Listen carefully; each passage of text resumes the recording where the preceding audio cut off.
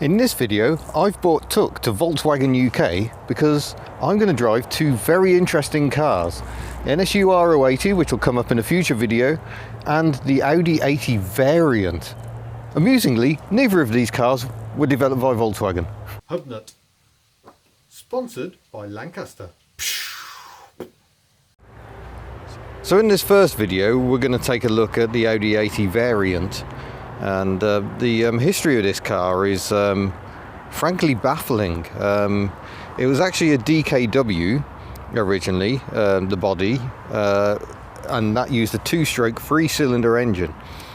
But Mercedes-Benz owned Auto Union at the time and started developing a four-cylinder four-stroke engine, which is what this car has. But by the time it reached production, Volkswagen had taken over. Both companies, Volkswagen and Mercedes-Benz, or Daimler-Benz, had a holding in Auto Union, but Volkswagen bought them out. And when they launched this car in 1966, it was simply called the Audi. And there we go, there is the Audi badge. But the four rings of Audi are actually the four rings of Auto Union. So Audi is just merely one of these rings, let's say that one. And the others are Wanderer, Horch, and DKW. DKW standing for steam wagons, I think, or steam cars. Yeah,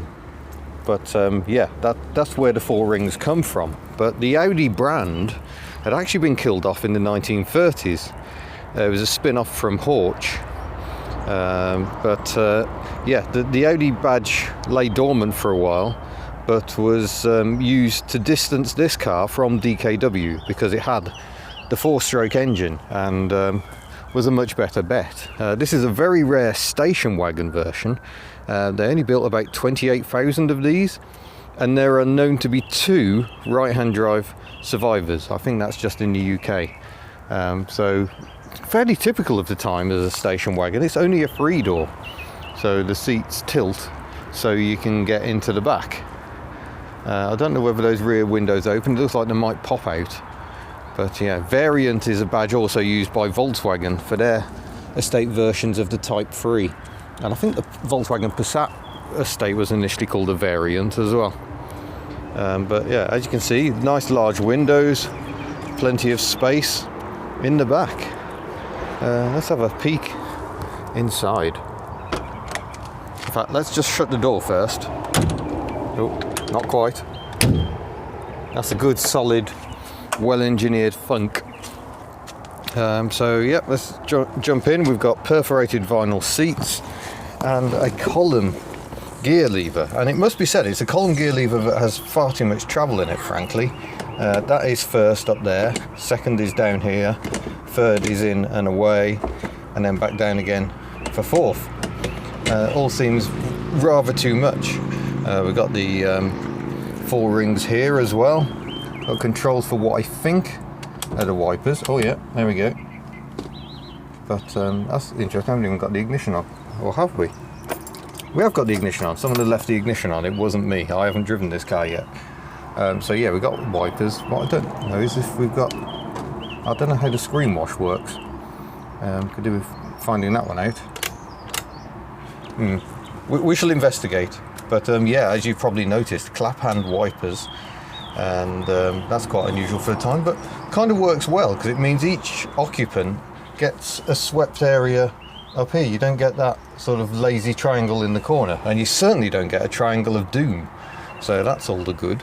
Very simple little heater controls down here, tiny little ashtray, a vast expanse of nothing.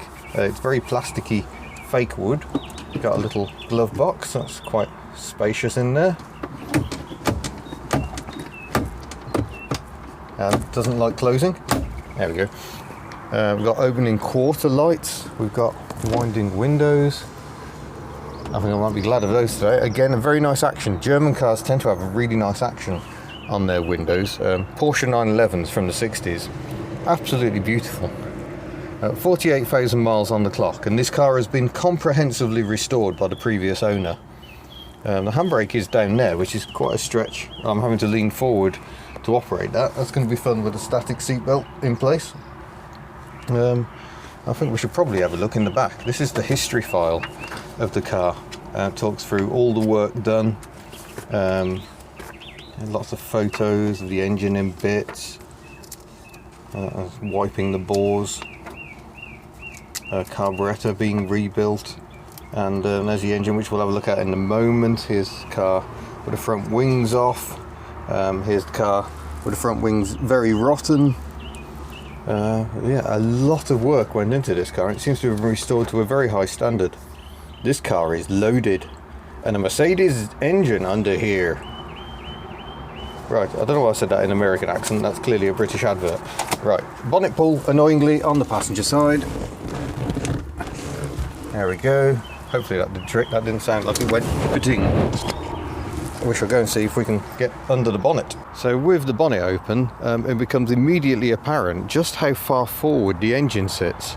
Look at that compared to the axle line. We've got the axle line here, and all of the engine is in front of it. It's an overhead camshaft engine.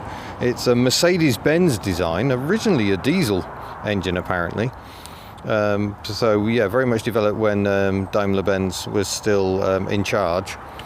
And I don't think it was used in any other production car. I think it was only these cars, so that must make the parts situation interesting. You'll note the radiator sits next to the engine, and this was kind of a trademark. I had a 1980s Audi 100, and that was the same, with the radiator offset to one side because of how far forward the engine sits. And this is a sort of a design philosophy that came to represent Audi. I don't know if any of their modern equivalents still have this longitudinal engine layout, but yeah, very unusual. You see the engine is cranked over as well, so it looks like it's off centre, but it isn't. The crankshaft is down here in the middle of the car, driving through the gearbox behind it, which has inboard disc brakes, just like a 2CV.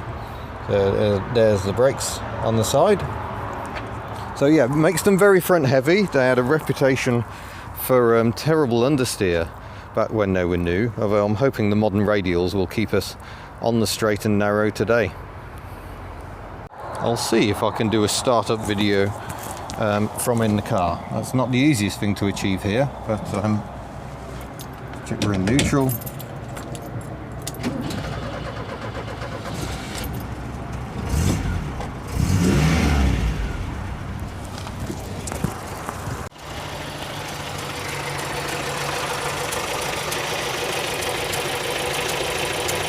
That's a very quiet and peaceful engine.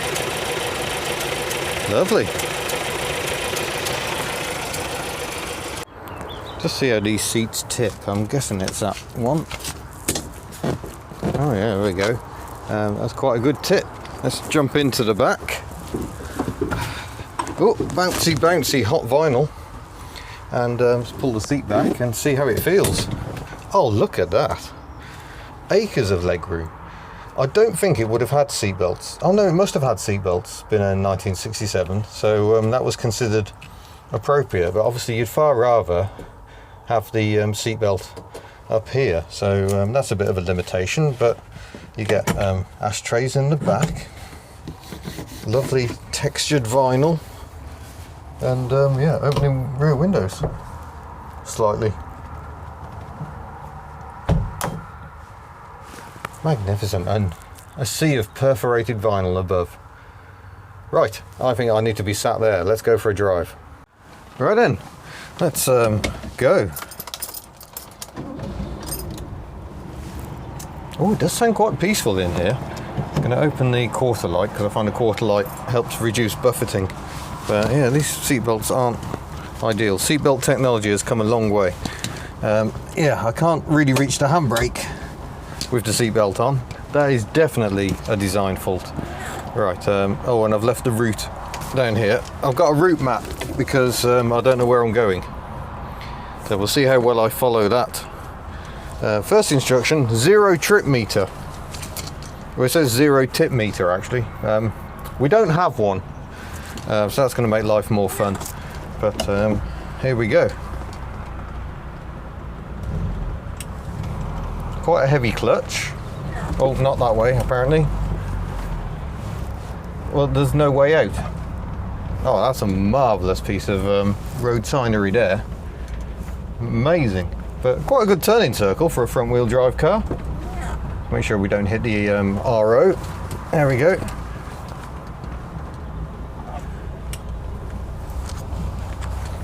We'll have to go at the no entry then. A marvellous bit of car park design that is.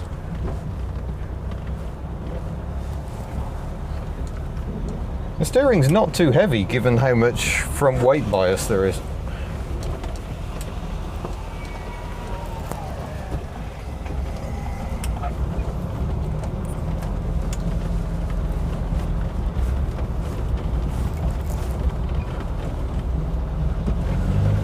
Accelerator is quite stiff. Whoa!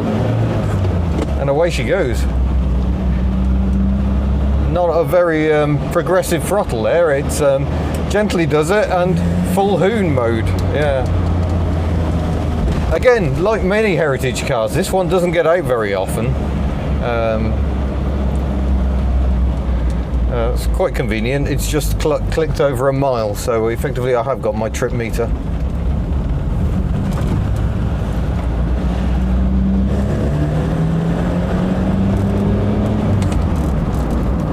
Yeah, I mean, that's even quite a stretch. That's not a great column gear change. I quite like a column gear change, but I quite like a column gear change you can actually reach. That one doesn't count.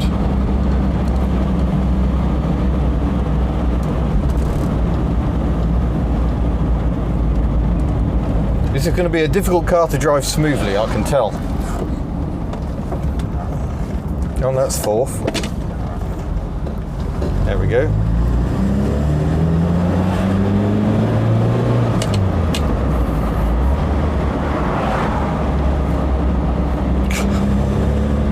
You can see the gear lever move when you accelerate. That's interesting as well.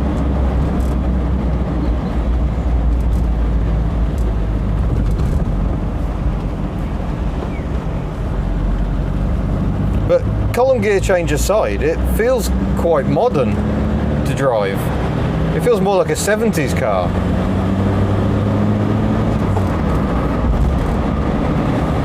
So internally these cars are known as the F103 with the preceding DKW version known as the F102. I think they sold something like 58,000 of the two-stroke cars, which wasn't enough. By the 60s, oh, that's bouncy. Yeah, people didn't want the hassle of two-stroke engines anymore.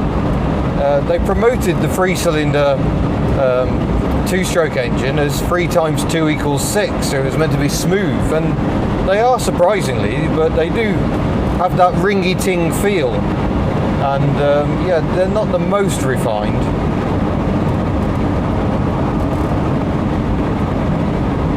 I already feel I'm slightly lost here. I think we'll just carry on going along the 422 and see where we end up.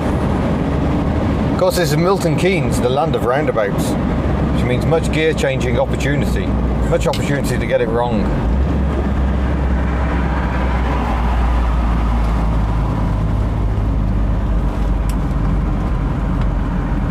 Oh, this throttle.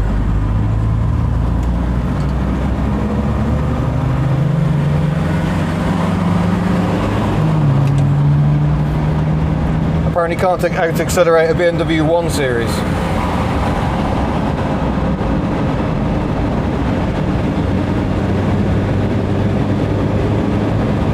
Oh gosh, she pulls well. We're still early in this drive, so I'm going to resist the temptation to give it too many beans. Yeah, I mean, very well mannered, apart from these heavy controls, and I doubt they were that heavy from the factory. I think that's just because things are a bit stiff and old. A bit of lube needed here and there, perhaps.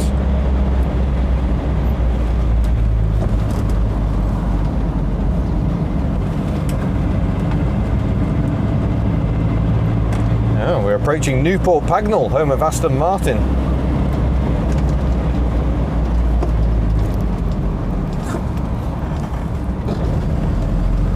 Oh yeah, good amount of torque, low down the rev range. Nice old 8-valve engine.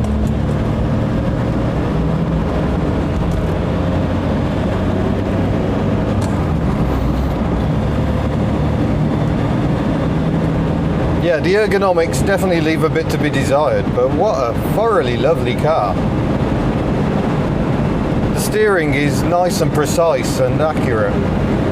I drove a Lada Riva yesterday even, and that had play all over the place. This feels tight and precise. It'd be very interesting to drive an F102 and see how the two compare. But certainly, you know, I've driven a few triple two-strokes, and they don't have the sheer mid-range grunt this has. You know, we're doing 50. We're not going that fast. My foot down. That's 60. It's starting to sound like she's running out of revs now. But this was the first car to be badged as an Audi 80, a name which went on into the early 90s. Although when it was launched, it was just called the Audi. Hold on, I think I need to turn right here. And the 80 was related to the engine, an 80 brake horsepower engine. There was also a 72 and a base 60. And top of the range was the 90. Again, aping what happened in more recent times. The 90 always tended to be the more powerful version of the 80. I'd really like a late 80s 90. I think they're lovely looking cars. 5-cylinder engine. Whoa. Yeah, we're not experiencing understeer at these speeds. Oh, come on, throttle. Yeah, that's not good. I wish I brought some WD with me. Other lubricants that are actually lubricants are available. The visibility is truly excellent. Lovely big windscreen. And let's just do the wipers again. They're a stretch as well. Look at that lovely clap hand action. No rear wiper. They weren't really a thing in the 1960s. Oddly, I think Reliant was one of the first manufacturers to fit a rear wiper on the Scimitar GTE. But yeah, you do feel the pressure driving a car where there's only 2 known survivors. I'm glad Volkswagen UK has this one in its collection. What's slightly odd is not content with owning Auto Union, which gave Volkswagen access to front-wheel drive car designs, Volkswagen would also buy NSU, which we'll cover more in the following test, but that was an entirely different take on a front-wheel drive car. Because Volkswagen at the time was making rear-engine cars, but was finding that while people were still buying Beetles in strong numbers, they weren't much interested in buying larger rear-engine cars. The Type 3 was not as successful as Volkswagen hoped. I think it's time for a random turn. Let's see what's down at Cranfield. As tempting as it is to go to Newton Blossomville, just because that's an amazing name.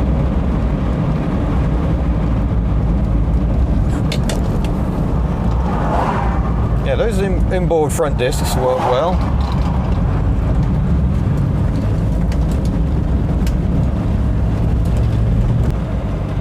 Oh, no entry that way. Or dead end rather. We'll go this way then.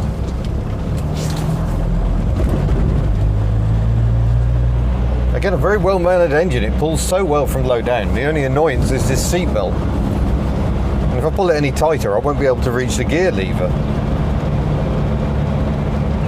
It's a bit like Tuck, to be honest. Tuck's got an over the shoulder seat belt. Not a great way of doing things. Right, here we go. A bit more of a twisty road, poorer road surface. Let's see how bouncy things get.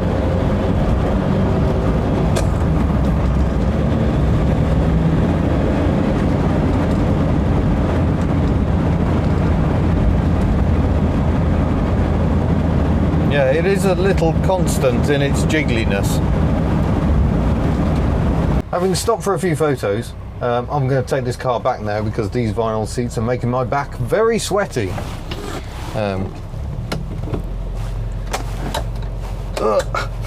So hard to reach the handbrake.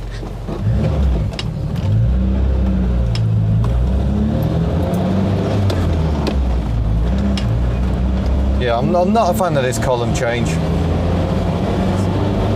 bit of a shame really, because it does detract rather from the experience, but I think that's a carryover from the DKW, so I think they had a similar setup. I'll just slow down for this horse.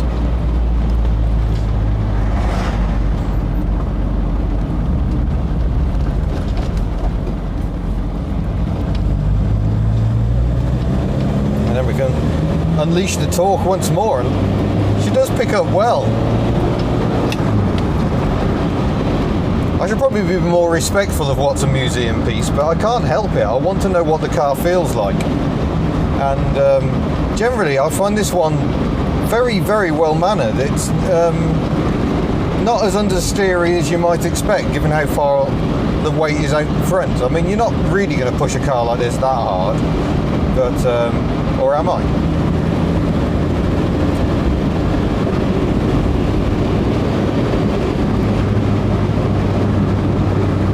I mean, it feels perfectly fine doing this sort of driving. I think if you were really leaning on it, it would get a bit understeery and messy, especially in the wet. But it's not wet, and I'm not driving it like a lunatic, so it's fine. There's a lot to be said for not driving like a lunatic. Just drive briskly, and it's well behaved when you do so.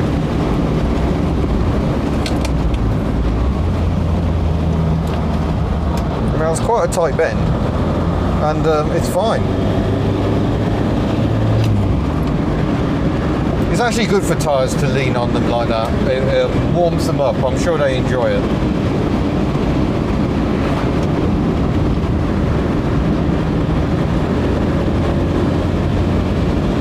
Yeah, I mean, she goes well. This is remarkably nice. Oh, if a bit bouncy at times. Right, let's see if we can find our way back.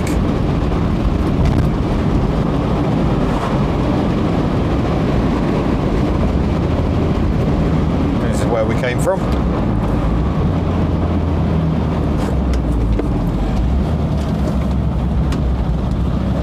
Again, yeah, it just does what you want.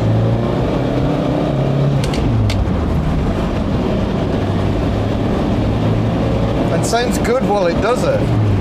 That's yeah, woo woo woo, bouncy bouncy, oh yeah.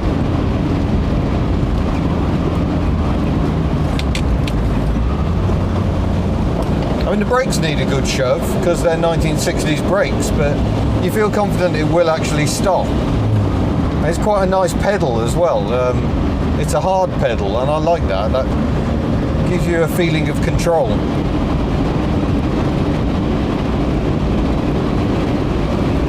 I'm afraid the route book route has just gone completely out the window. Sometimes it's more fun to make your own way. So I've done some looking into it on good old Wikipedia, and the engine is a 1697cc, producing about 80 brake horsepower, which is pretty impressive. That's how it gets its name. 0 to 60 times 14 seconds, top speed 94 miles an hour. A single Solex carburetor. So, torsion bar suspension, front and rear. Maybe that's why she's a little bouncy. Not that torsion bars should be, but then I remember my Citroen H-Van. That was bouncy. Yeah, and turning circle of 35 feet, which isn't too bad. I'm getting that information from an Australian road test that comes with the car. But unfortunately, that's the Super 90. So that had a 1770cc engine, 102 brake horsepower. So that was the most powerful one. But yeah, this says the brakes feel quite dead.